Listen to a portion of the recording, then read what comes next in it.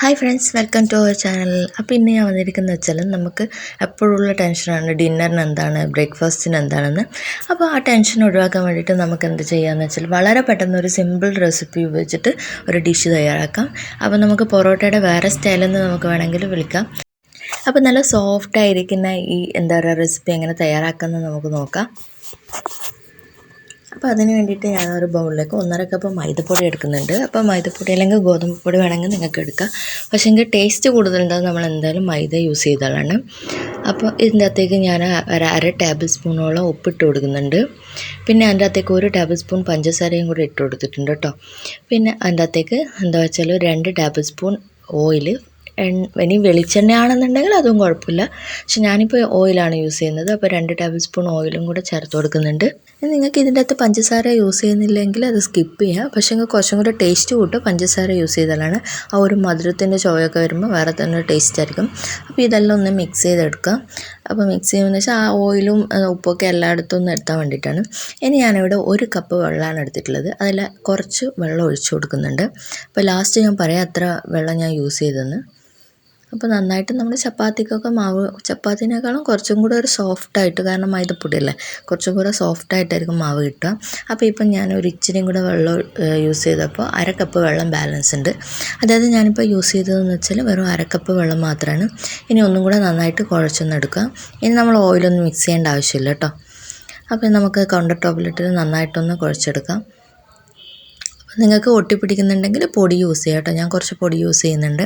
അത് നിങ്ങളുടെ സൗകര്യത്തിനനുസരിച്ച്. അപ്പം ഞാനിതിപ്പോൾ 4 പീസാണ് ആക്കുന്നത്. കാരണം വെച്ചാൽ ഇത് ചപ്പാത്തിൻ്റെ ഡബിൾ സൈസാണ്. ഡബിൾ തടിപ്പാണ്. അപ്പോൾ തിക്നെസ് അതിൻ്റെ ഡബിൾ സൈസ് ആയതുകൊണ്ട് തന്നെ അതിൻ്റെ ഡബിൾ സൈസുള്ള ഉണ്ട തന്നെയാണ് ആക്കുന്നത്.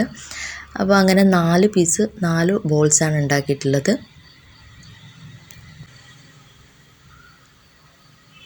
നിങ്ങൾക്ക് ചെറുതായിട്ട് നൈസായിട്ട് പരത്തണമെന്നുണ്ടെങ്കിൽ അതിനനുസരിച്ച് ബോൾസിൻ്റെ വലിപ്പം കുറച്ചെടുക്കുക. അപ്പോൾ ഞാനിതിപ്പോൾ ആദ്യം ഒന്ന് കൈകൊണ്ട് പ്രസ് ചെയ്തതിന് ശേഷം സാധാരണ നമ്മൾ ചപ്പാത്തി റോൾ ചെയ്യുന്നത് പോലെ തന്നെ റോൾ പിൻ കൊണ്ട് ഞാൻ റോൾ ചെയ്യാണ്. അപ്പോൾ ഇനി ഇതിൻ്റെ മേലേക്ക് നമുക്ക് വേണമെന്ന് വെച്ചാൽ കുറച്ച് ഒരു ഡെക്കറേഷൻസിന് മാത്രമല്ല ഒരു ഫ്ലേവറിനും കൂടെ നമുക്ക് വേണമെങ്കിൽ കുറച്ച് മല്ലിയില യൂസ് ചെയ്യാം. നിങ്ങൾക്ക് മല്ലിയില വേണ്ടെന്നുണ്ടെങ്കിൽ അത് സ്കിപ്പ് ചെയ്താൽ മതി. അപ്പോൾ വേറെ ഒരു സ്മെല്ല് കിട്ടും, അതിന് വേണ്ടിയിട്ടാണ്. കഴിക്കുമ്പം പ്രത്യേകിച്ച് ഒരു മാറ്റമൊന്നും ഉണ്ടാവില്ല. അപ്പോൾ ഇതൊന്നും കൂടെ അതിൻ്റെ കൂടെ റോൾ ചെയ്തെടുത്തിട്ട് ഒന്ന് പരത്തിയെടുത്തിട്ട് നമുക്കിനി നേരെ സ്റ്റൗവിൽ വെച്ച് ചുട്ടെടുത്താൽ മതി. വേറെ ഒന്നുമില്ല, വളരെ സിമ്പിളായിട്ട് നമുക്ക് ചെയ്യാൻ പറ്റും. പക്ഷേ നല്ല ടേസ്റ്റാണ്. കറിയില്ലാതെയും കഴിക്കാം, കറി കൂട്ടിയും കഴിക്കാം. നല്ല മസാല കറിയൊക്കെ ഉണ്ടെങ്കിൽ നല്ല ടേസ്റ്റായിരിക്കും. ചിക്കൻ കറി ആയാലും കുഴപ്പമില്ല. അപ്പോൾ ഞാൻ 4 ഇതുപോലെ ചെയ്തെടുത്തിട്ടുണ്ട്. അപ്പോൾ നമ്മുടെ തവയുടെ റെഡിയായി ചൂടായിട്ടുണ്ട്. അപ്പോൾ അതിലേക്ക് കുറച്ച് മാത്രം മതി. ഒരു 1/4 ടീസ്പൂണോളം ബട്ടർ ഇട്ട് കൊടുക്കുന്നുണ്ട്. എന്നിട്ട് ഒന്ന് സ്പ്രെഡ് ചെയ്ത് കൊടുക്കുക. ഇനി നമ്മുടെ നേരത്തെ പരത്തി വെച്ചിരിക്കുന്ന നമ്മുടെ ഡോ എടുത്തിട്ട് നമുക്ക് ചുട്ടെടുക്കാം.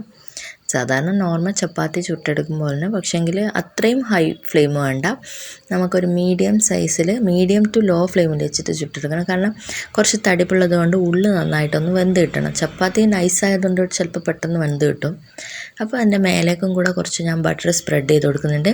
ഇനി ബട്ടർ ഇല്ലയെന്നുണ്ടെങ്കിൽ നിങ്ങൾക്ക് ഡാൽഡ യൂസ് ചെയ്യാം. ഇനി അതും ഇല്ലയെന്നുണ്ടെങ്കിൽ നിങ്ങൾക്ക് സാധാരണ വെളിച്ചെണ്ണ യൂസ് ചെയ്യാം. ഓയിൽ യൂസ് ചെയ്യേണ്ട, വെളിച്ചെണ്ണ യൂസ് ചെയ്യാം. എന്തെങ്കിലും ഒരു ഫ്ലേവർ അതിൻ്റെ മേലെ വേണ്ട എണ്ണയുടെ. അപ്പോൾ ഓയിലോ അല്ലെങ്കിൽ ബട്ടറോ വെളിച്ചെണ്ണ അല്ലെങ്കിൽ ബട്ടർ ആണെങ്കിൽ ആ ഒരു ഫ്ലേവർ ഉണ്ടാവും.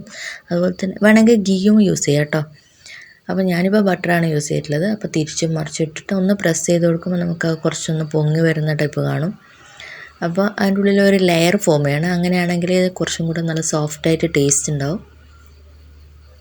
അപ്പോൾ നമ്മുടെ ഒന്നാമത്തെ ഐറ്റം ഇവിടെ റെഡി ആയിട്ടുണ്ട്. അപ്പോൾ അത് ഞാനൊന്ന് മാറ്റുകയാണ്, പ്ലേറ്റിലേക്ക് മാറ്റുകയാണ്. അപ്പോൾ നമ്മുടെ മല്ലിയില ഒന്നും കരിഞ്ഞിട്ടൊന്നുമില്ല. അത്യാവശ്യം നന്നായിട്ട് വെന്തിട്ടുണ്ട്. മല്ലിയില ഒന്നും ഒട്ടും കരിഞ്ഞിട്ടില്ല കേട്ടോ. ആ ഒരു ഇതിൽ വേണം നമ്മൾ ചുട്ടെടുക്കാൻ വേണ്ടിയിട്ട്. അപ്പോൾ തീ കൂട്ടി വെച്ച് ഇത്ര നന്നായിട്ട് നമുക്ക് കിട്ടില്ല. അപ്പോൾ ഞാനിപ്പോൾ 4 ഇവിടെ ചുട്ടെടുത്തിട്ടുണ്ട്. നല്ല സോഫ്റ്റാണ്. അതുപോലെ പുറമെ കുറച്ച് ഹാർഡായിട്ടാണ്, കുറച്ച് ക്രിസ്പി ആയിട്ടാണ്. പക്ഷെ ഉള്ളിൽ നല്ല സോഫ്റ്റാണ്. എന്തായാലും തീർച്ചയായിട്ടും നമുക്ക് കുട്ടികൾക്കാരെ ഇഷ്ടപ്പെടുന്ന ഒരു ഐറ്റമാണ്. ബ്രേക്ക്ഫാസ്റ്റിനായാലും ഡിന്നറിനായാലും നമുക്ക് കഴിക്കാവുന്നതാണ്. അപ്പോൾ മറ്റ് റെസിപ്പീസിൻ്റെ വീഡിയോ ലിങ്ക് ഞാൻ താഴെ ഡിസ്ക്രിപ്ഷൻ ബോക്സിൽ കൊടുക്കുന്നുണ്ട് കേട്ടോ. ഇഷ്ടപ്പെടുന്നവർ ഒന്ന് പോയി കണ്ട് സപ്പോർട്ട് ചെയ്യണേ.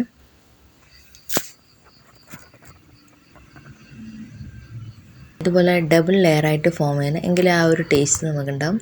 ഇനി ഇതൊന്നും ഇല്ലാണ്ടെങ്കിൽ പഞ്ചസാരയും ബട്ടറും കൂട്ടി കഴിക്കാനും നല്ല ടേസ്റ്റാണ്. അപ്പോൾ വീഡിയോ നിങ്ങൾക്ക് ഇഷ്ടപ്പെട്ടിട്ടുണ്ടെങ്കിൽ ലൈക്ക് ചെയ്യുക, ഷെയർ ചെയ്യുക, കമൻറ്റ് ചെയ്യുക.